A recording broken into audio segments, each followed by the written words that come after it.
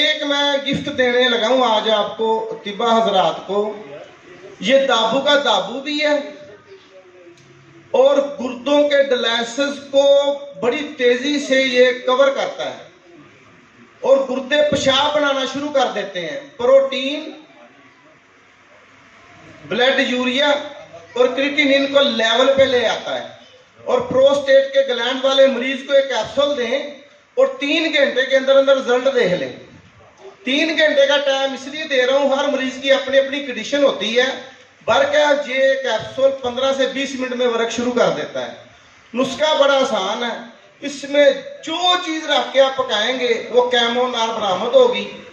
और सिंपल सा नुस्खा है, आपने क्या करना है कि आपने लेना है 100 ग्राम या 50 ग्राम कलमी शोरा, 50 ग्राम गंधक आंवला सार और 50 ग्राम नशातर। इन तीनों को खूब खर्ल करें। खर्ल करके इनमें आधा किलो पानी डाल के स्टील की बाटी में चूल्हे पे रख दें।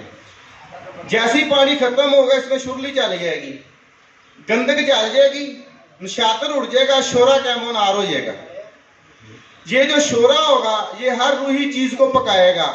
अब इसको प्रोस्टेट की तरफ ले जाने के लिए हम क्या करेंगे कि इसके अंदर आबे नींबू कम से कम, अगर 50 ग्राम है तो 1.5 kg इसको रेत यंत्र पका के खुश्क कर देंगे, बिल्कुल खुश्क। खुश्क होने के बाद भी 2-3 घंटे मजीद पका दें। इसके आप रत्ती वाले कैप्सूल भर लें, एक कैप्सूल दें तो इंशाल्लाह रिजल्ट मिलेगा। और जो प्रोस्टेट, जो तांबा एसिड प्रूफ मैंने बताया है, ये खुराकी में किस तरह चलाता हूँ।